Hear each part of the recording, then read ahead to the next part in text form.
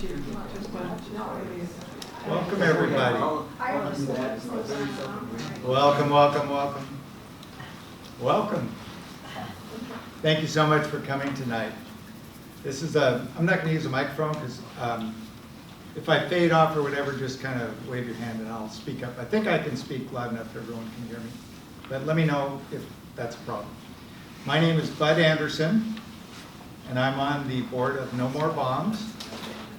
Tracy Powell, the gentleman over here, is our spiritual leader and has a long history of loving peace and not liking atomic weapons. My history is, most of you, if you've attended some of our other meetings, know this, but my dad was in World War II. He was in the Army. He was in Seattle. And after the war, he brought his family from Detroit to Seattle. So I grew up in Seattle.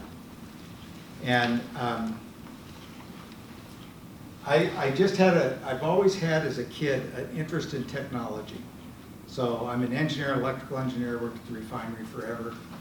But I always enjoyed technology. I wanted to know why things worked, how they worked. So and also it bugged me about secrecy. You know, I remember asking, I knew about nuclear weapons as a kid, and I'd ask people about them, and they knew they were there, and they knew they were big and powerful. Nobody knew how they worked. Nobody, everything was a big secret, right?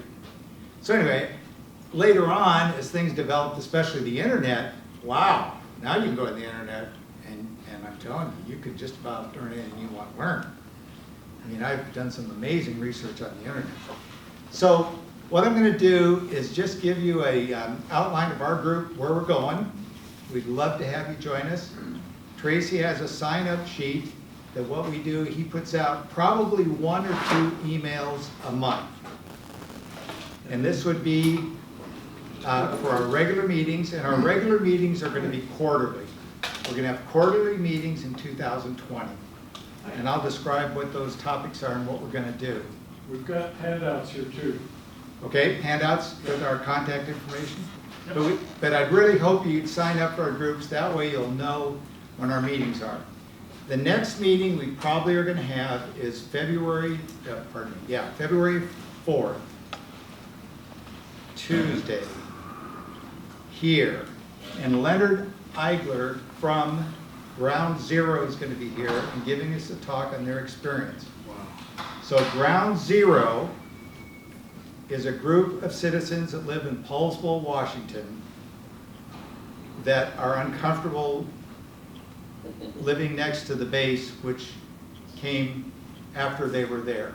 So, like I tell people, the top 3 targets, if there's a nuclear war with Russia, is they'll hit Washington, D.C. first, but the second and third target is my opinion, is the Trident submarine base in Paulsville and the one in, I think it's Georgia. It's Georgia, North Savannah, Georgia, or someplace. So the Atlantic Fleet's based in that port. The Pacific Fleet is based in Paulsville. They have a massive storage of nuclear weapons there, and the Russians are going to blanket that. The problem with that we have is, with the prevailing winds, if they hit Paulsville, there's zero hope, right? Okay, so Tracy, we are working. Yeah. Okay, so I'm just going to give just a synopsis. This is kind of like previews of coming attractions. So the talk we give in February will be from Ground Zero, a person that's leading the group, the coalition there, to basically have Trident submarines go away. I'll have you lift the screen just for a second. Yeah. So in my quest to understand nuclear weapons and how they work, I really didn't get any place with it, except now that we have the internet, I did. And I think my tape has come loose there, so I'll just, oh my. I think I just, yeah. Okay, I'm going to get just a little more okay, tape. door, Tracy. I'll have Tracy There's stand somebody up. at the door. What? Somebody at the door? Oh. There we go. Okay, it'll probably It be. went that way. So, There it is. Oh, hi there. when?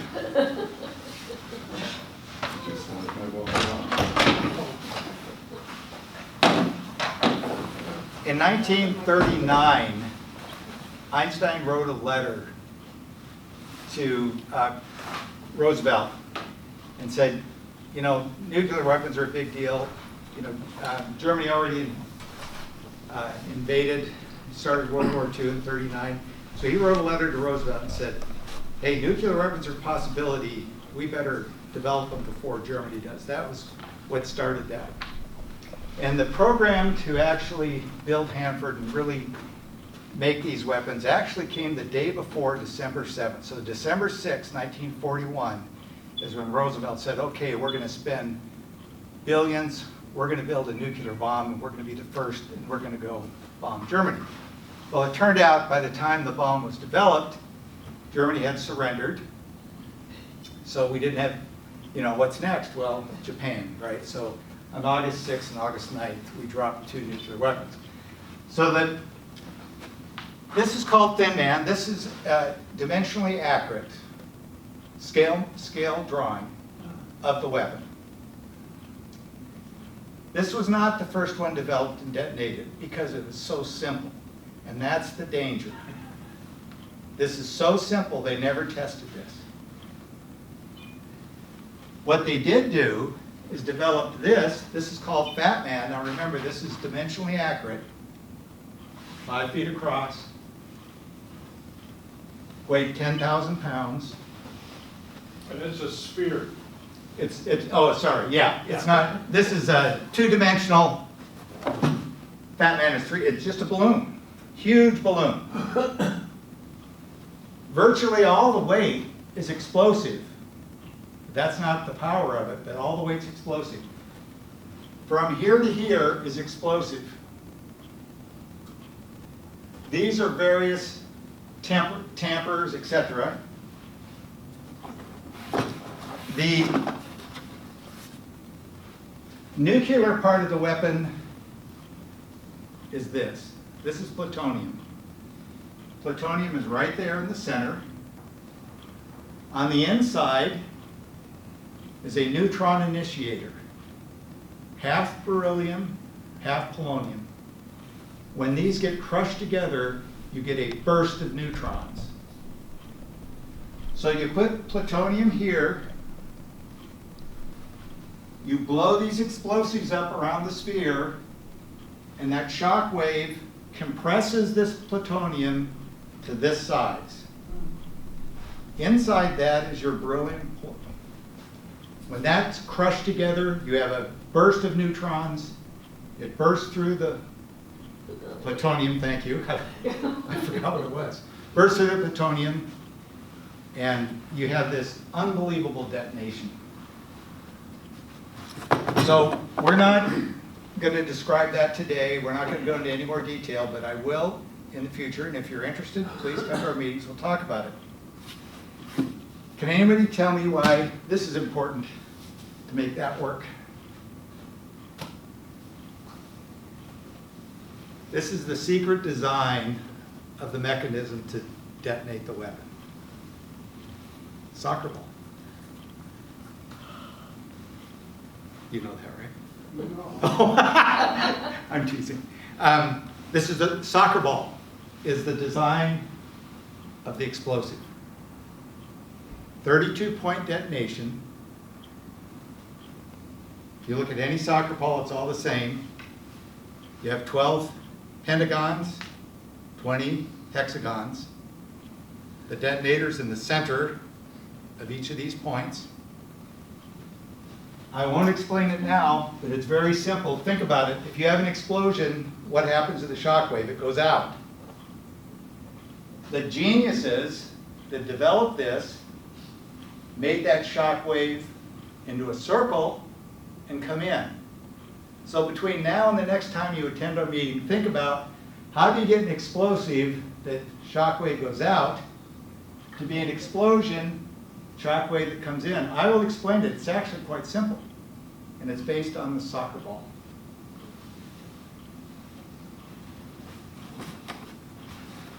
So in July 1945, this is very, very complicated, extremely complicated. when you detonate those 32 points, you can't be off very much at all. Had to be extremely precise because that shock wave had to come in at the same time. If you had one point that didn't detonate, it wouldn't work. It had to be uniform and it had to come in. Picture steel. Picture if this is steel and you had to compress that. That'd be hard to do, right?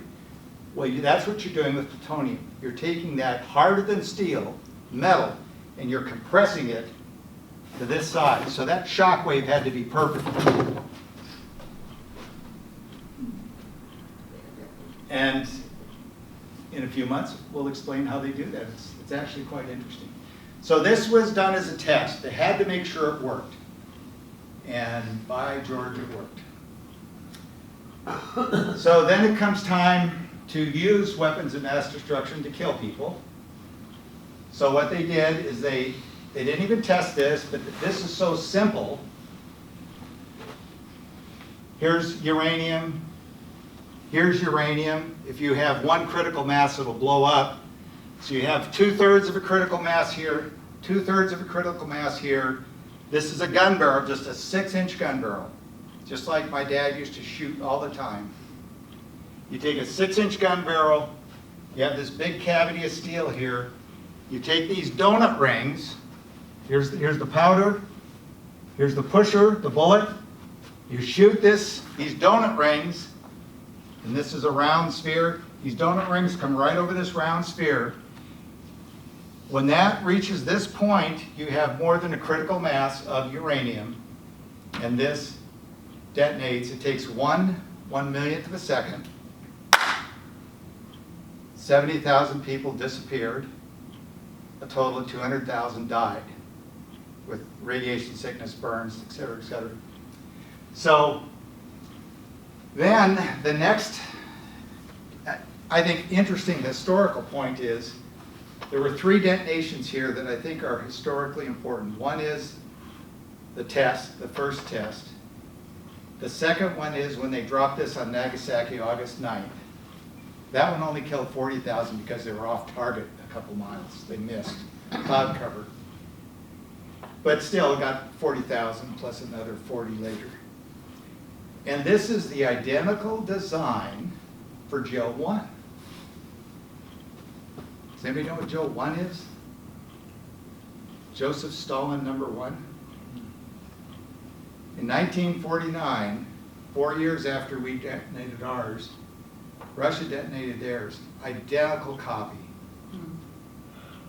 Because Klaus Fuchs and many other spies sent all the specs to Joseph Stalin. He had it. So when Churchill, Roosevelt, Stalin had the Yalta Conference right at the end of World War II, they got together. Well, now how are we going to carve up Germany? We'll take this part, we'll take this part. They're sitting there. This is one of my really fun parts of history. So Truman knew when he was there, he got the telegram. They detonated that and it worked. So Stalin's here. We've developed a bomb that's really big. Stalin didn't care, wasn't interested. Truman had no idea why he was not interested. He just told him we had a bomb that could just destroy a whole city. Stalin already knew. Klaus Fuchs was giving him weekly reports. The Cambridge Five were giving him reports, right? Ethel and Juliet Rosenberg. Anyway, so the part that kind of annoys me is Russia and all these countries know all this stuff. The U.S. person, we don't know anything, right? Because it's all big secret. Okay, one more anecdote and then we'll get started. So in 1979, this is like first generation stuff. Then we developed, basically, Edward Teller and others developed the next generation, which is the thermonuclear weapons, the hydrogen bombs. And actually, I forgot where I was going with that. Oh, okay. So we did that in 1952. But Russia, with their spy system, et cetera, they detonated theirs in 1953.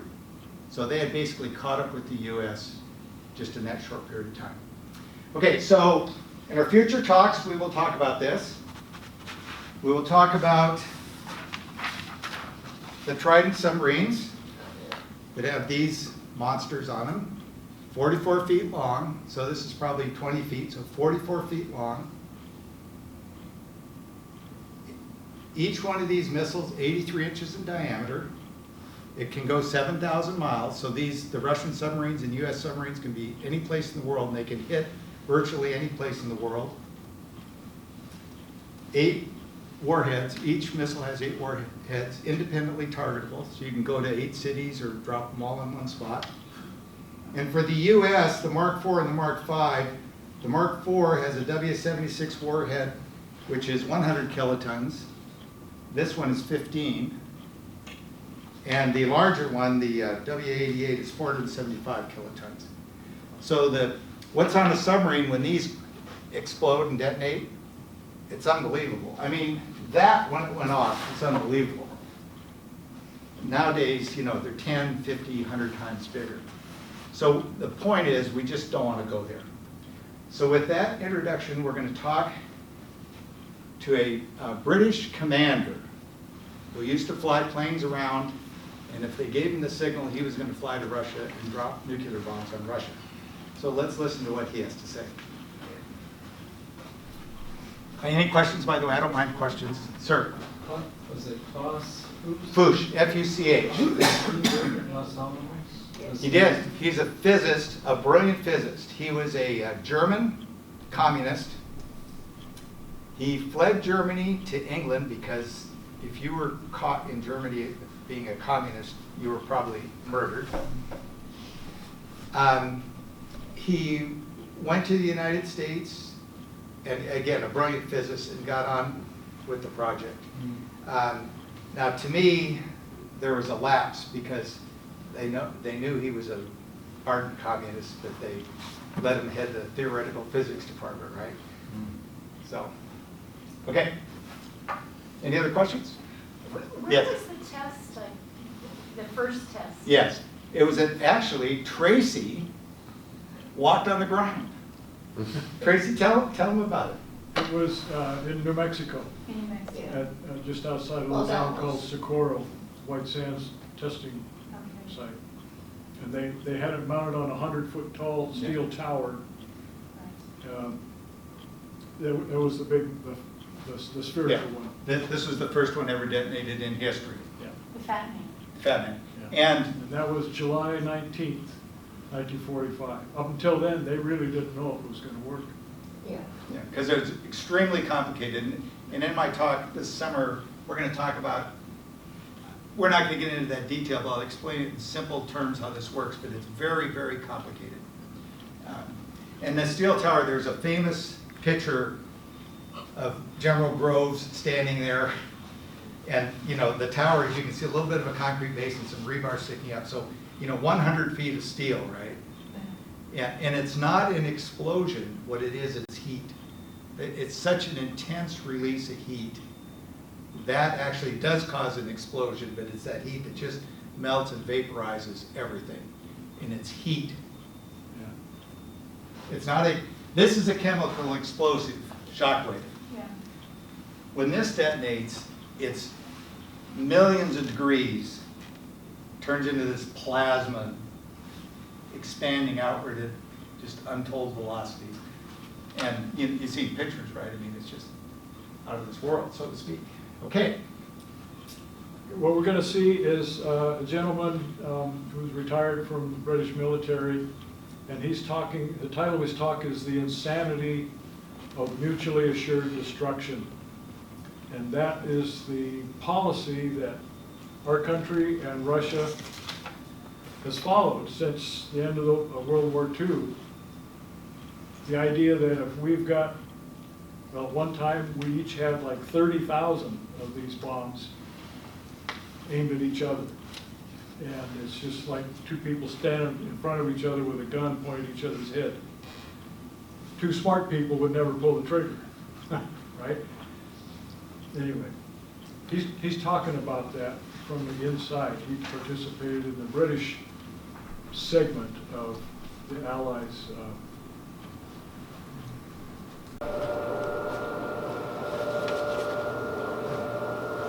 He says that was a lapse being information of Russians. And we were allies at that time. Okay. Can we have the light? Oh, yeah. We were allies of the Russians. After the Germans. I hope this will work. I haven't done this for a while. Oh, 52. Reasonless. Oh, Not, yeah.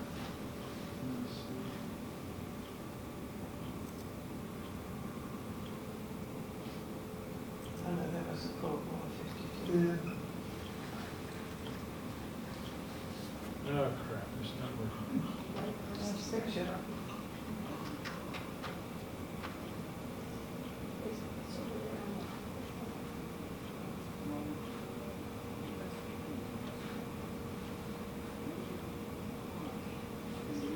I hear him talking, Dan.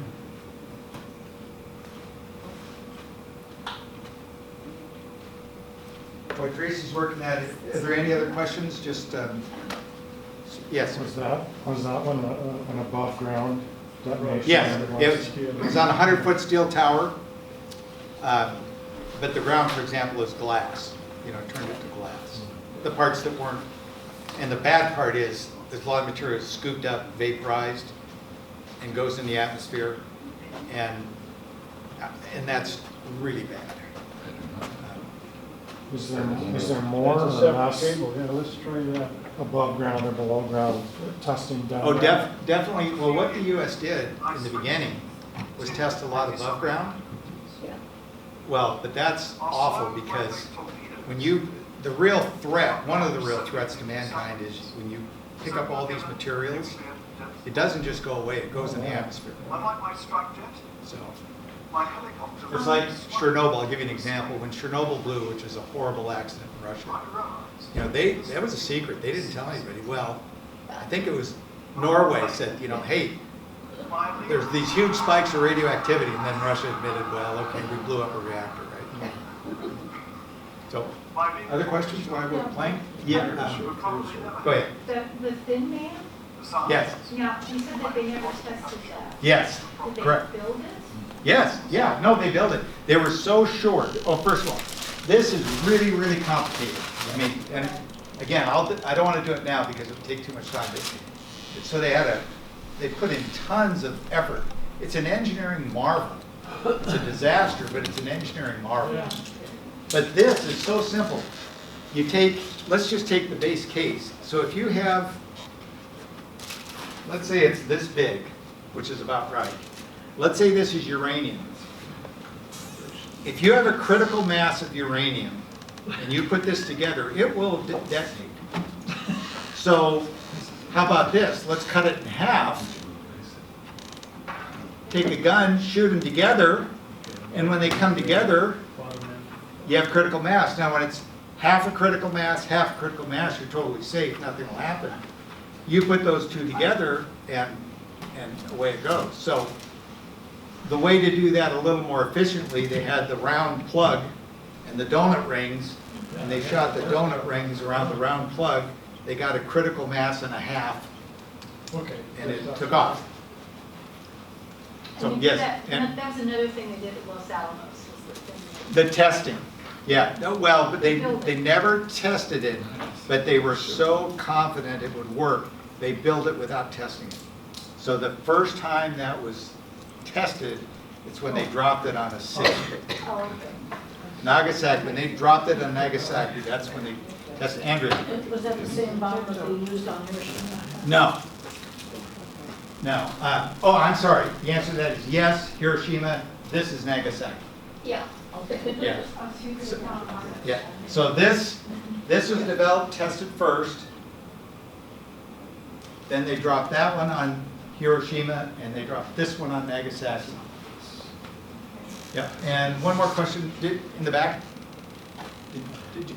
Oh, I was just wondering if it was for purely confidence, or was it a time issue also? Were they trying For which one? to get the second one to the one that they didn't test, the Thin Man? No, what it was is, there's a scarcity of uranium and plutonium, so they didn't have a lot of stock then. But they had this one ready, so they use it. Okay, so fortunately, we've got the film going, so we'll give it a shot.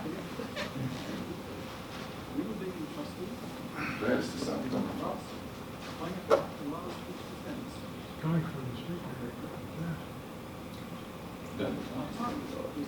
Okay, so while they're working, are there any other questions? The classroom and the audio visual. After we had Andrea? Yeah. planned how to attack it, So when I was there, and I listened to that. we were told not to They discuss it. said that they would pass that plutonium. Yeah. bomb to somebody else in Los Angeles, Proudly and they would celebrated take it. And where initiation did they take- into where this did they elite actually develop that? within Los in a Los list. Alamos. After a few years, I switched Yeah. to anti-submarine helicopters. Our slow, lightweight torpedoes All right, hold on. could not catch Soviet nuclear submarines. So we were gone. Starting over. Yeah, start from the beginning. More sound, please.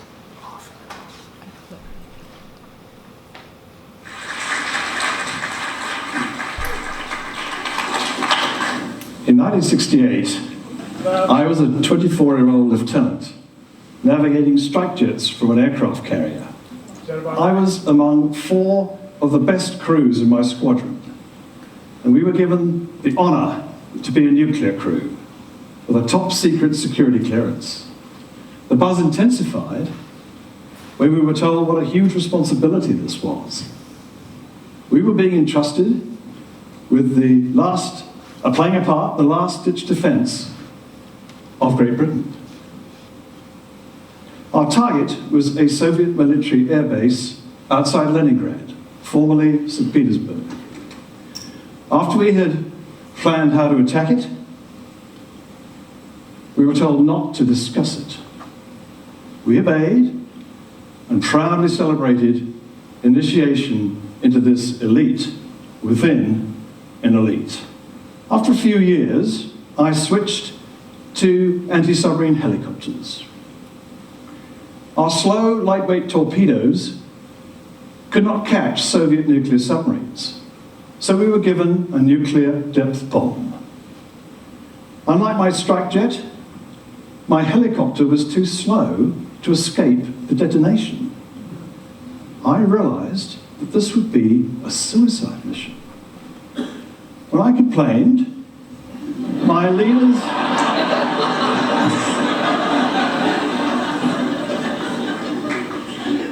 leaders reassured me that we would probably never have to use it.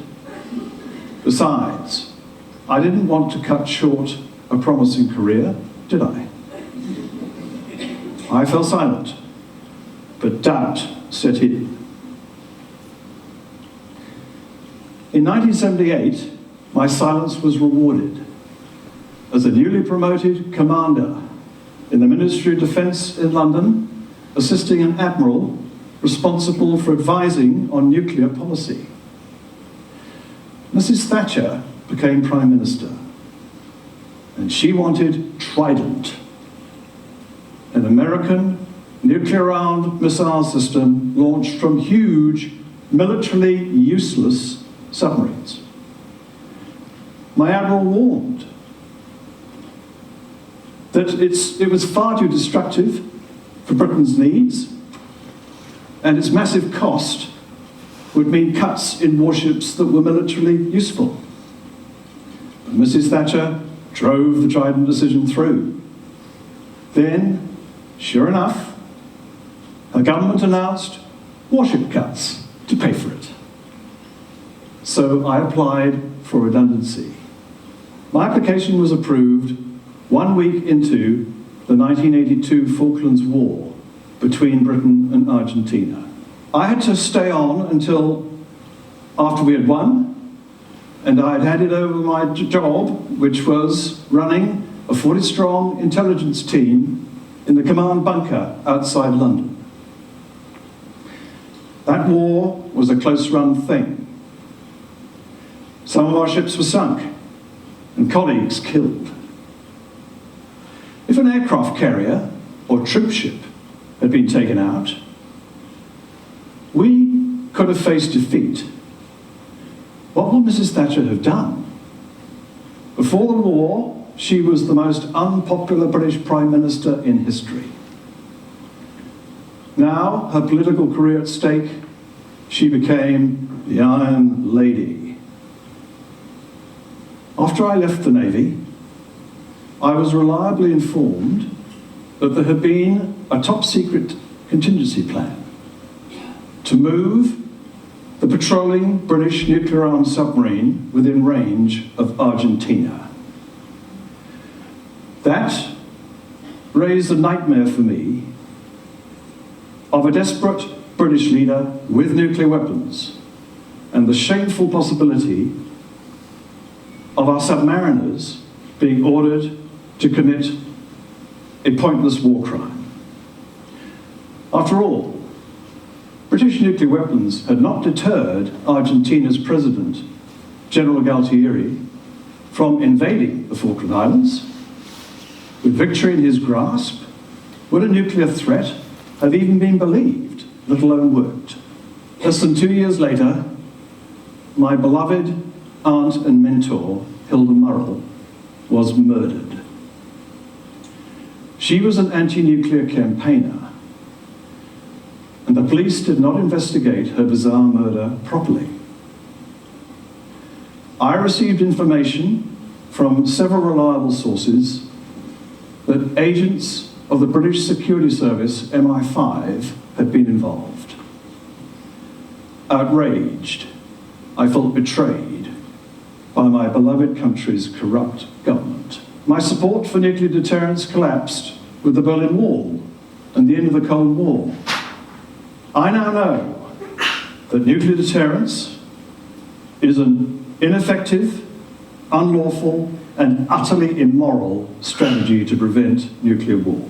Let's look at 3 aspects of nuclear deterrence. First, does it in fact prevent war? Just because World War III hasn't broken out yet, doesn't mean that nuclear deterrence has prevented it. Arch rivals, India and Pakistan, are into a nuclear arms race despite a common border.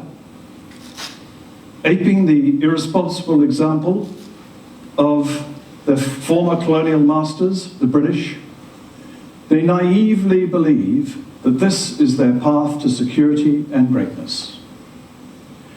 Blind faith in nuclear deterrence has emboldened both sides to launch provocative military actions into disputed Kashmir several times. So despite the fact that each side is armed to the teeth with nuclear weapons, the risk of war has increased. Second, to be credible, nuclear deterrence must never fail. This requires demonstrating the capabilities, plans, and determination to use nuclear weapons. Which brings me to number 3. Is nuclear deterrence a rational strategy? After all, initiating a nuclear attack against a nuclear-armed opponent would basically be suicidal. And a rational opponent knows that nuclear retaliation will be no more than pointless revenge.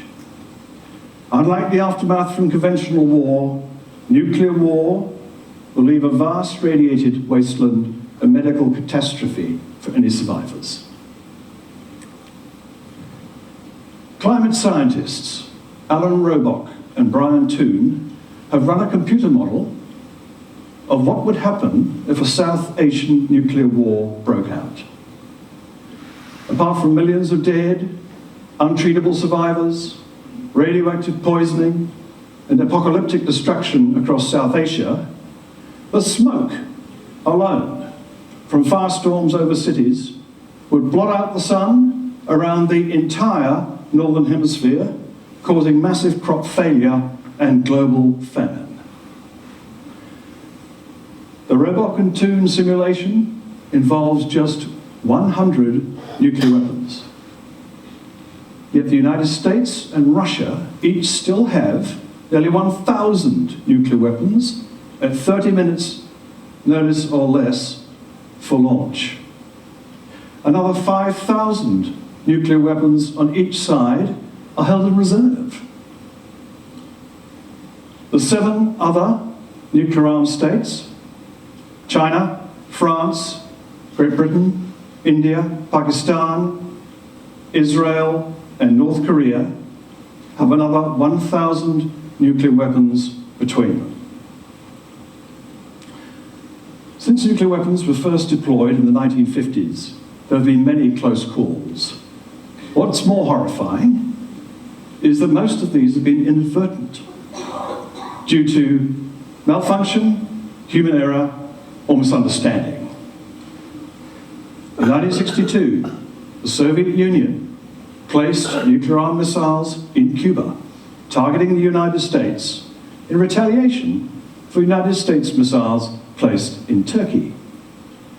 US President Kennedy threatened the Soviets with nuclear attack because he didn't know that those Soviet missiles were nuclear armed and that there were Soviet operators in Cuba ready to use them. I remember, aged 18, my anxiety when the whole world held its breath. Catastrophic nuclear war was averted by luck and a secret agreement to withdraw missiles from Turkey and Cuba. Less than 30 years later, Iraq invaded Kuwait in 1990. Speaking to 20,000 anti-war protesters in London, I warned that if Saddam Hussein felt personally threatened, he could attack Israel with conventionally armed Scud missiles and become the Arabs' champion. If one Scud attack caused excessive casualties, Israel's leader would come under massive pressure to respond with a nuclear strike on Baghdad. A week after I spoke, Israelis learned that their nuclear deterrent had failed. 39 Scud attacks from Iraq caused miraculously few casualties. The Americans rushed more anti-Scud missile defenses there and congratulated Israel on its restraint. Fast forward 5 years. In 1995, a Norwegian research rocket was misidentified by Russian radar as an incoming United States nuclear strike. The Russian leader activated his special briefcase authorizing nuclear-armed submarines to prepare for launch. Catastrophe was avoided by a few minutes. Which brings me to the ongoing crisis in Northeast Asia, custom built to showcase nuclear deterrence. Mad, bad North Korean leader Kim Jong-un is portrayed as the new Hitler, but with nuclear weapons. So Donald Trump declares that if the United States is threatened, either itself or its allies, they will have no choice but to totally destroy North Korea. That makes Trump little better than Kim. Both have bought into the bogus mantra that only nuclear deterrence can guarantee their country's security. The United States claims to provide a nuclear umbrella, protecting its allies, South Korea and Japan. But if nuclear deterrence fails, those countries become targets, while the United States mainland would remain relatively untouched. So nuclear deterrence for them is actually more like a sieve. But all is not lost. More and more people are realizing that this is an ineffective and inexcusable strategy. and they're starting to do something helpful about it. I joined the veterans in Britain, who became my friends after many of my former colleagues shunned me. I also was befriended by seasoned anti-nuclear campaigners, one of whom I married here in nuclear-free New Zealand in 1997.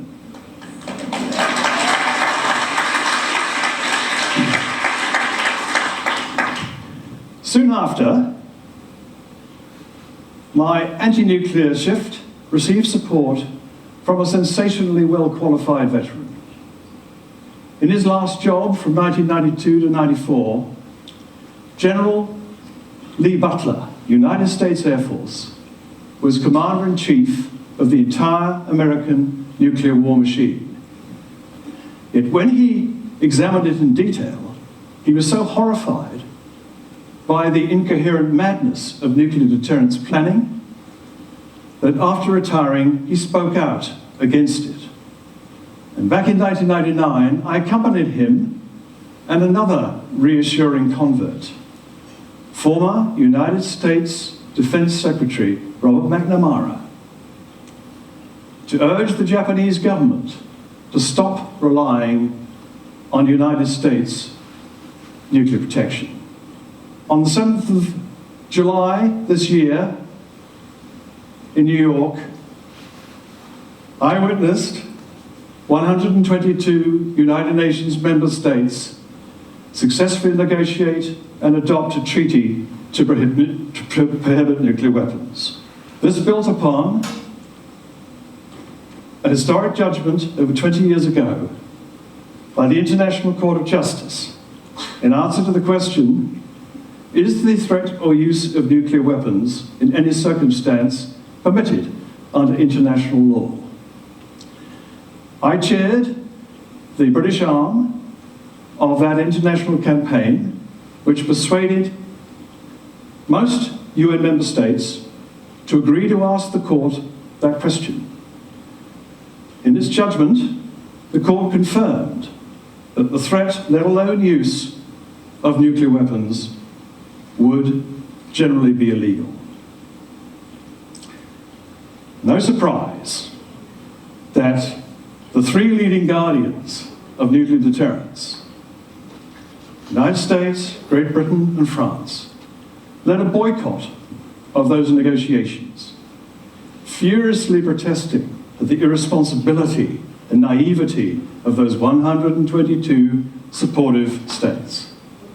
Ironically, the absence of the 9 nuclear-armed states was why the negotiations raced along in a wonderfully cooperative spirit and succeeded. New Zealand was a leading negotiator as the first ally of a nuclear-armed state to have rejected nuclear deterrence over 30 years ago.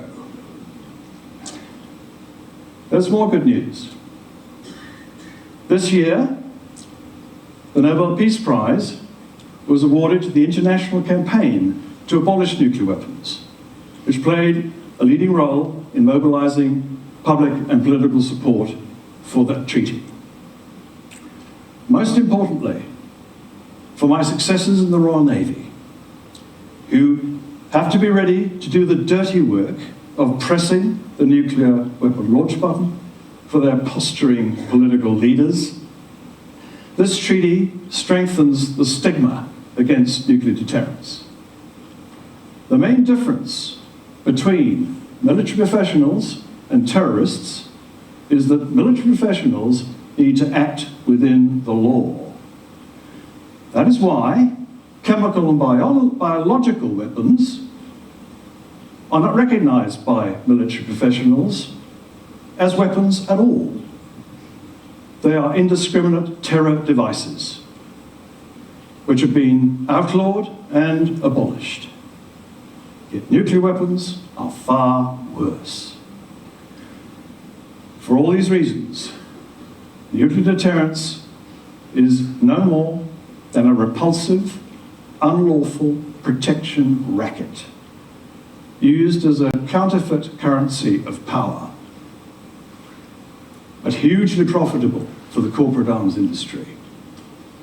The power elites of the nuclear arms states are in denial that their game of nuclear chicken really does threaten the survival of us all.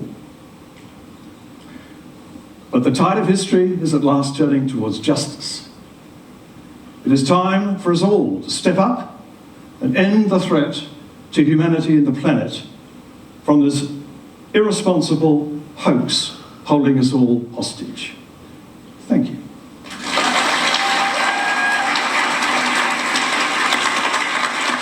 Just going to spend a minute or two, if there's any questions or comments on that. I enjoyed that immensely, actually. I was thinking it was a long time ago, but it, and I remember he mentioned Donald Trump. Yeah, it seemed like at the Couldn't be that long beginning ago. it was several years ago, but it was like it was updated. Yeah. Yeah. Okay. You ready for the next one? No, it's gonna take me a few minutes. Okay. Would you be willing to help me in here? Have you done this one? Okay, so while they're getting that ready, I will comment on the rocket that Norway shot off. Yeah. We should have brought that cushion. And then, this is actually a true story. I'm going on memory, but it's a true story. So the Russian commander, general, whoever it was, had orders to shoot, to launch. But against orders, he hesitated. And then after he had it re-checked, it was discovered, no, it wasn't. Whoa! Anyway, it was that close. If he actually would have followed his orders as written, as he said he would, Russia would have launched. So that's a true story. Computer. Oh, okay, we'll get that. Yes.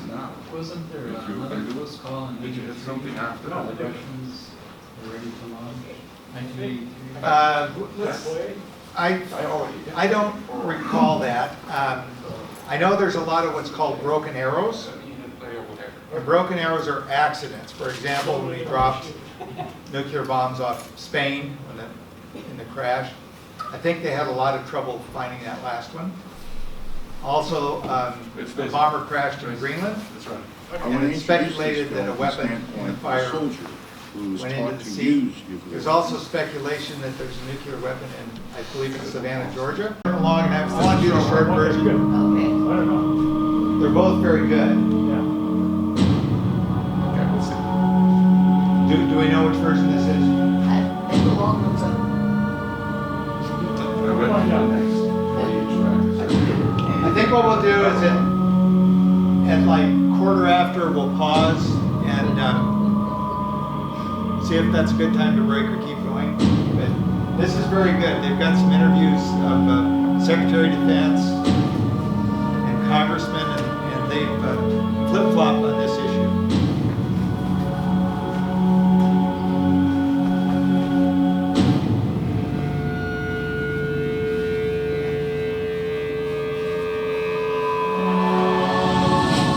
It is not a theoretical question.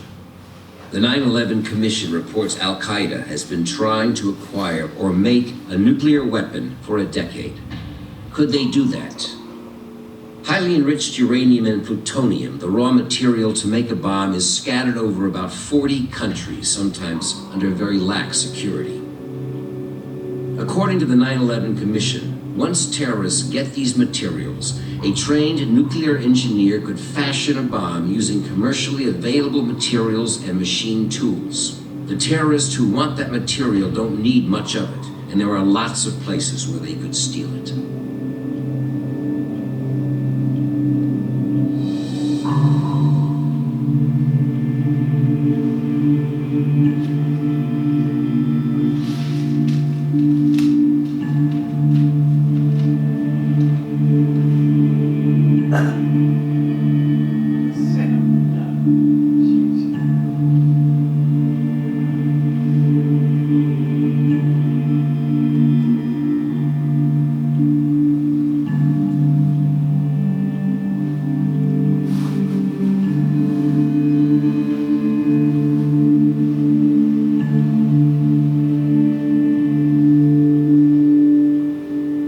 Four men who helped navigate the Cold War, four Cold Warriors know all too well the dangers we face.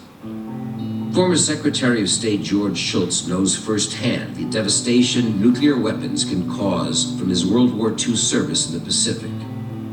Former National Security Advisor and Secretary of State Henry Kissinger lived daily with the threat of a nuclear exchange while in the White House. Former Secretary of Defense William Perry knows all too well how close the world has come to nuclear annihilation. And former Senator Sam Nunn has devoted much of his career to preserving this nation's security while reducing the danger of a nuclear exchange. Working with the Nuclear Threat Initiative, co-chaired by Ted Turner and Sam Nunn, and the Hoover Institution, the four have formed the Nuclear Security Project, a nonpartisan effort to link the vision of a world free of nuclear weapons with urgent steps to be taken to reduce nuclear risks. They first proposed their vision and the essential steps in a Wall Street Journal article that sent shockwaves through the global foreign policy establishment. Their message was a simple one. If we want other nations of the world to join us in a tough approach to preventing nuclear terrorism and the continued spread of nuclear weapons, we must be willing to recommit to the vision of a world without nuclear weapons, and to lead the world in taking concrete actions to reduce nuclear dangers. The actions, a series of urgent and achievable steps, are an agenda for change, for a more secure and safer world.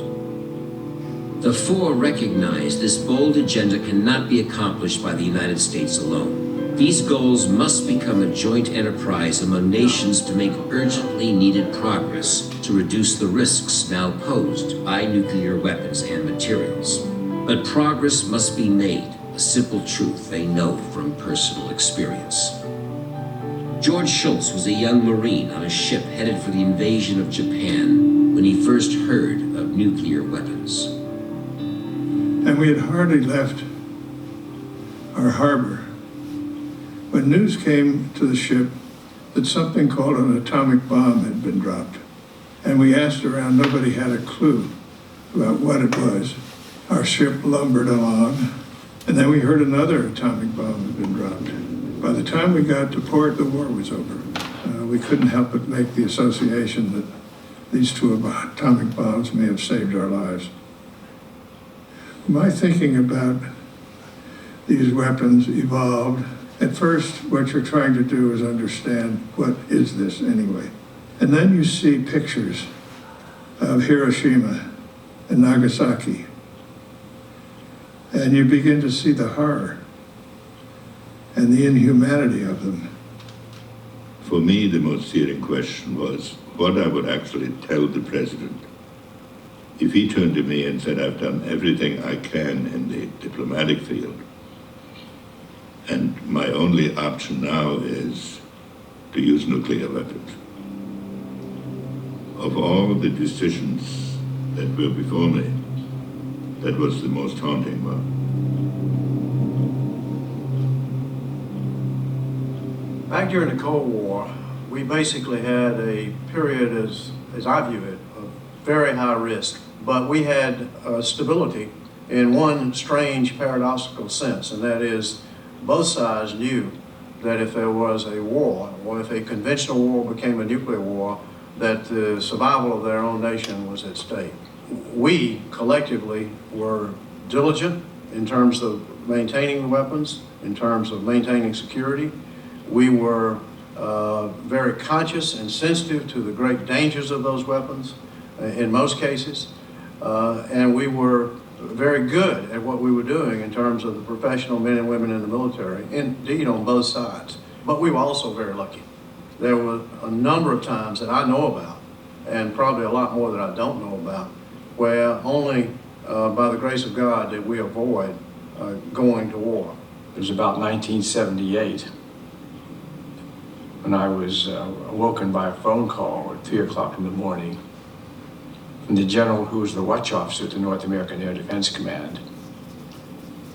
And he told me that his computers were showing 200 missiles on the way from the Soviet Union to the United States.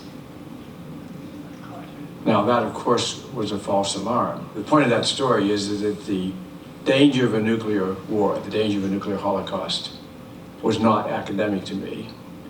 That experience in particular brought it very close to my consciousness.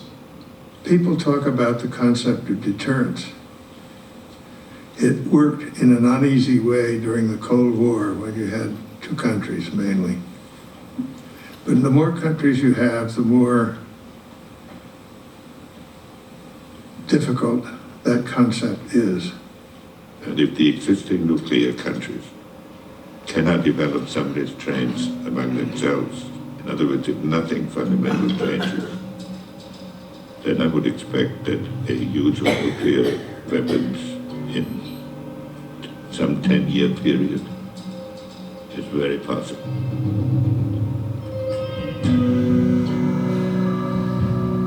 The world has changed since the end of the Cold War. More countries have nuclear weapons and others are attempting to develop nuclear weapons capabilities.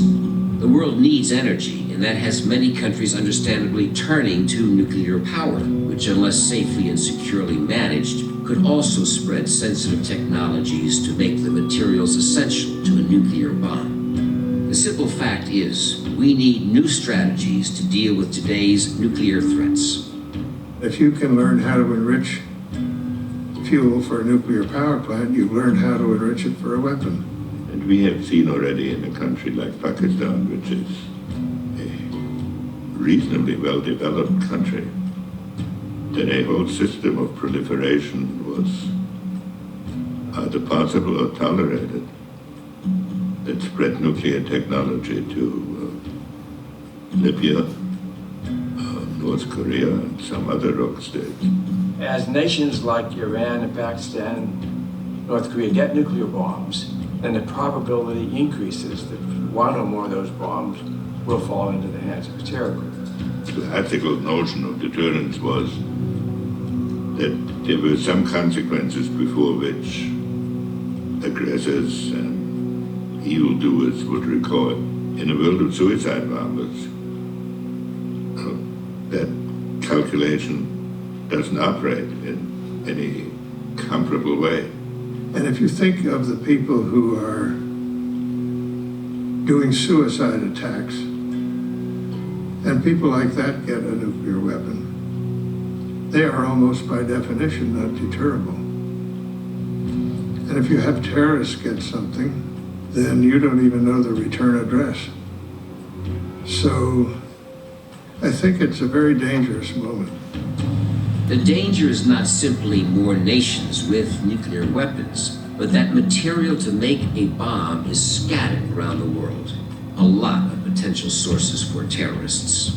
No terror group that we are aware of, even if they're well-financed and well-organized, can build a nuclear weapon from scratch.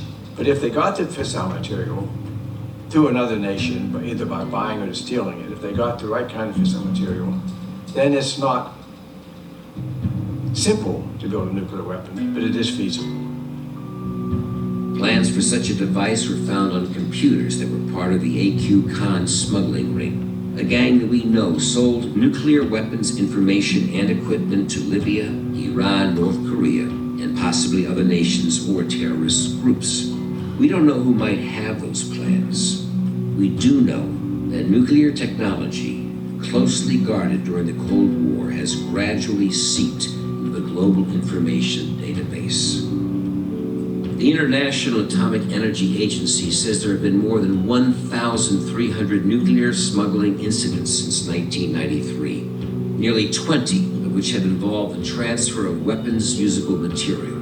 The director of the agency has sounded the alarm, warning that the possibility of terrorists obtaining nuclear or other radioactive material remains a grave threat, and that sometimes material is found that had not been reported missing. We know several things.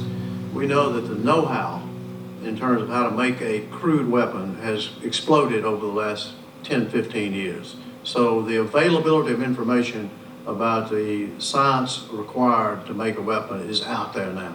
Not a piece of cake, but doable. The second thing we know is the nuclear material, highly enriched uranium, plutonium is spread all over the world. And without the material, you can't make a weapon. And the third thing we know is that terrorist groups like Al-Qaeda, but not limited to Al-Qaeda, are seeking this nuclear material and would like to make a weapon. They've said so, and I believe them. There are still a lot of bombs, or the material to make them, that terrorists could steal or perhaps buy on the black market. They don't need much. The amount of highly enriched uranium used in the Hiroshima bomb could have fit in a 1-gallon milk jug. Here's what that did.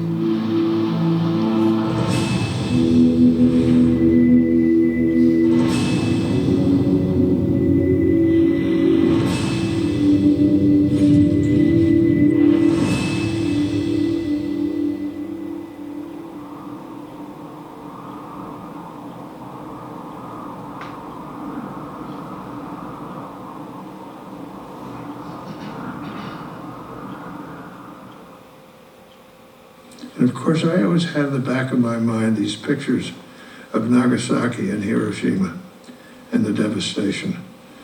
I have been writing about nuclear weapons for over 50 years now. I try to apply traditional diplomatic principles to a world with nuclear weapons. And I found it almost, I would say, impossible to do. So the consequences have to be looked at two levels. One is technically what happens if, say, a 20 kiloton weapon hits downtown New York. And that's a very small weapon.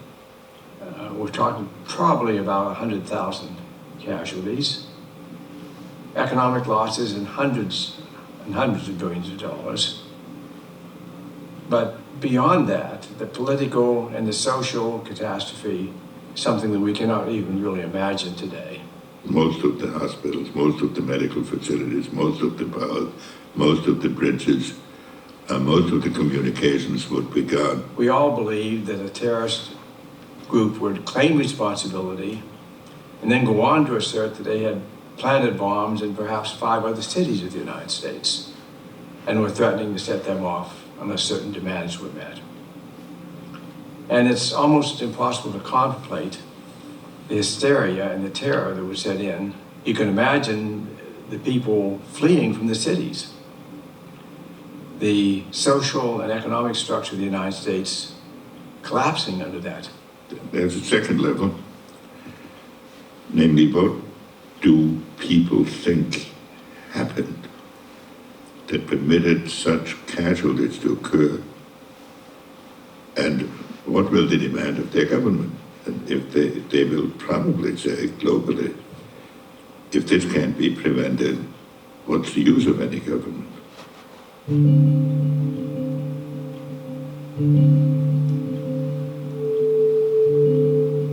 Well, first I should say that the call to eliminate nuclear weapons is not new. It has been stated many times by many people. Today, every inhabitant of this planet must contemplate the day when this planet may no longer be habitable. Every man, woman, and child lives under a nuclear sword of Damocles, hanging by the slenderest of threads, capable of being cut at any moment by accident or miscalculation or by madness. The weapons of war must be abolished before they abolish us.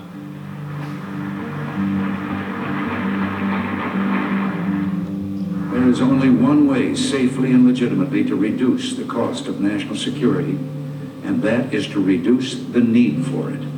And this we're trying to do in negotiations with the Soviet Union. We're not just discussing limits on a further increase of nuclear weapons. We seek instead to reduce their number. We seek the total elimination one day of nuclear weapons from the face of the earth.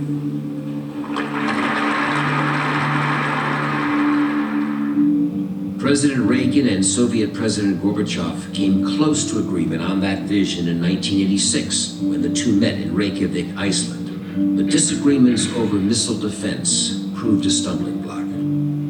Out of it all came this notion that we would try to eliminate ballistic missiles, eliminate nuclear weapons, but all contingent on confining strategic defense to the laboratory. And I remember Gorbachev said to the president, "Mr. President, if we agree to eliminate ballistic missiles, why do you need a defense against them?" And President Reagan said, "We'll share our technology with you." And Gorbachev said, "Mr. President, you won't even sell milk technology to us." And things sort of ended on that sort of a note. But the idea of eliminating ballistic missiles and the idea of eliminating nuclear weapons had been discussed seriously. And both the leader of the Soviet Union and the leader of the United States had said they agreed with that idea. I believe that Reykjavik was the real pinnacle of international politics. That is to say, from the high ground, we saw the prospects of a future world, and we both believed that a world of the future could prosper only if it's a world without nuclear weapons. We know from historical record that both presidents were serious about eliminating weapons, but that was a controversial idea ahead of its time. I went to Brussels to brief our allies and then back to Washington. And one of the first things that happened was Margaret Thatcher came to Washington, and she invited me over to the British ambassador's residence, and she took me into the woodshed. And going along with the president on the idea of getting rid of nuclear weapons, are you out of your mind? And then she went up to Camp David, and I'm sure she had sort of gotten it out of her system a little bit with me. I'm an easier target. But she gave President Reagan a dose of the same. President Reagan and General Secretary Gorbachev put this subject on the table, but the world, it was shocking to the world. The Reykjavik summit did lead to landmark nuclear arms reduction treaties, but President Reagan and President Gorbachev's vision was not realized. 2 decades later, at a conference at the conservative Hoover Institution, the different initiative was born, one that could deal with the new challenges facing our world.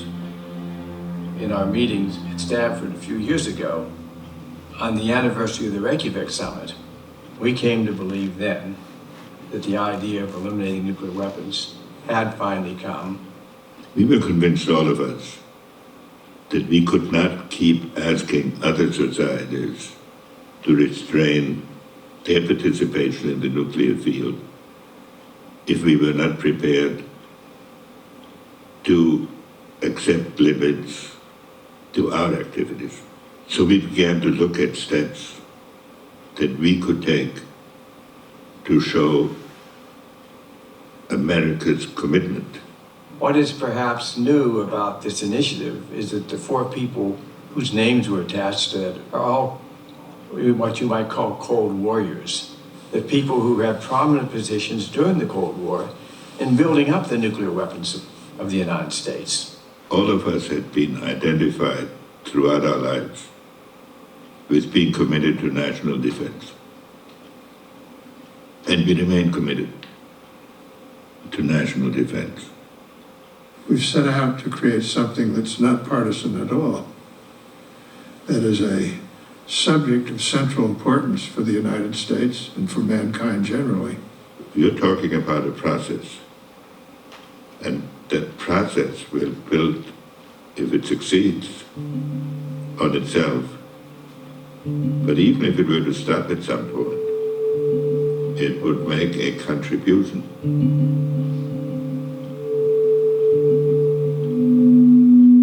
The process involves a series of steps leading toward the goal of a world free of nuclear weapons.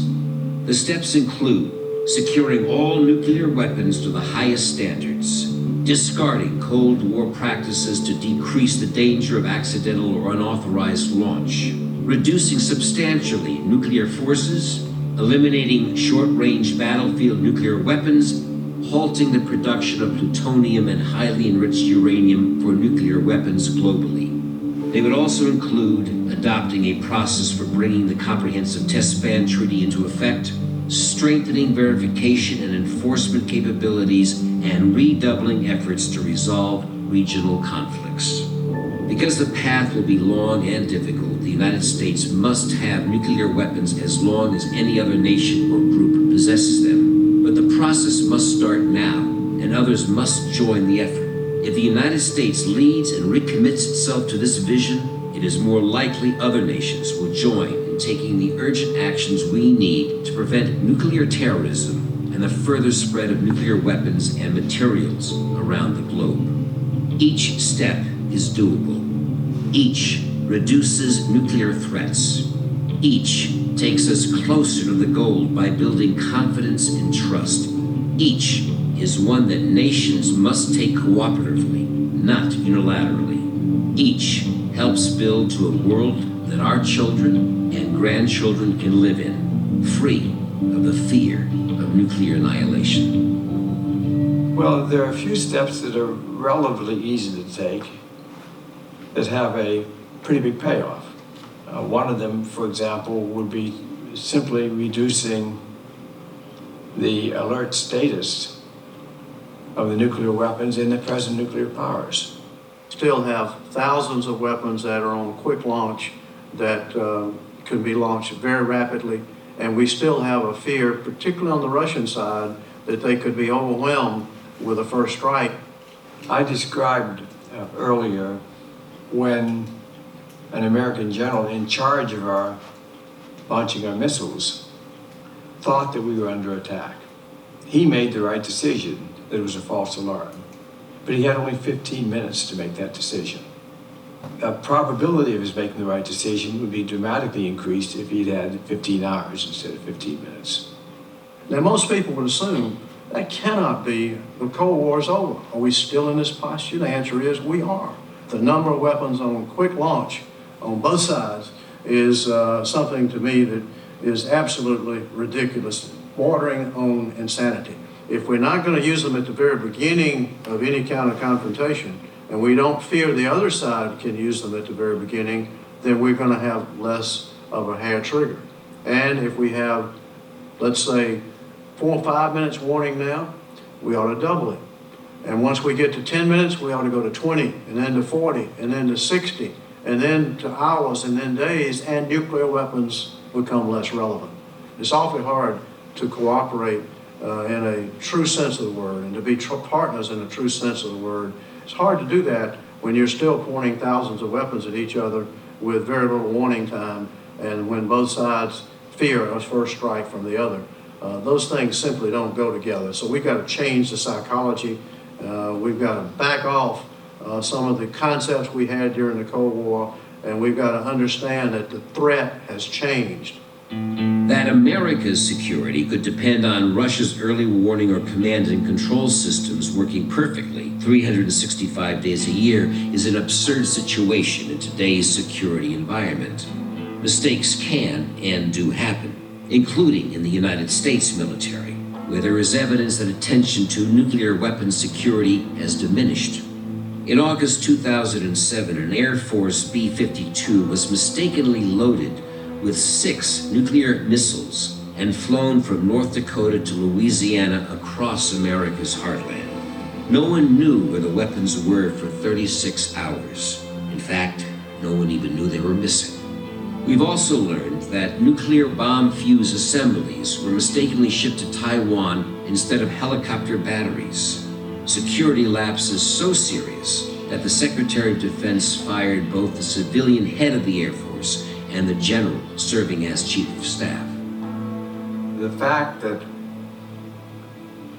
we could put nuclear-armed missiles on an airplane, fly them for hours without anybody realizing what was happening, I think is a reflection of 2 factors. First of all, that we still have lots of nuclear weapons in their inventory. But secondly, our military today rightly doesn't believe the nuclear weapons are key to maintaining security. And therefore they don't have the same level of attention, high level oversight that they had at one time. In a way, this is the most dangerous of all worlds, where you still have all these nuclear weapons, but you're not paying enough attention to them. At least during the Cold War, when we had these huge nuclear arsenals, they were given very serious attention. I cannot imagine an incident like that, for example, having happened during the Cold War. Everybody who has technology knows that technology can go wrong. We should take that kind of scenario out of the equation. We should do everything we can to reduce the chances of an accident. And that is particularly true in an age of terror. And it is particularly true in an age where you have cyber capabilities and it is possible to simulate a nuclear attack that might be picked up by warning systems. There are a number of other steps that we need to take to reduce nuclear dangers in the near term. Nuclear weapons that are so-called tactical weapons. They're smaller, they're more mobile. They're also just the kind of a weapon that would be a handy thing for a terrorist to get a hold of. So one of the steps that we propose is, let's get hold of all these weapons and let's get rid of them right now. Another step that can be taken is to eliminate Because I don't want to sources extend the of meeting highly further than enriched what you uranium, for expect. example. Is this a good That could stopping be point? bought or stolen. Let's do that. by terror. I want to keep our meetings There are research crisp, reactors targeting about located an on the hour. world And that that's use my highly pledge enriched to you. We're going uranium, to start and that's on not time, 7 necessary. o'clock. And I think 8-ish, I'd like to end our meetings. That we're going to really get to the point. I think there's a short and a long version here. We had planned to use a short version, but technical difficulties. So thank you so much for coming. Please sign up on our list so we can let you know when our other meetings are. And I appreciate every one of you for taking your time. Thank you. Thank you.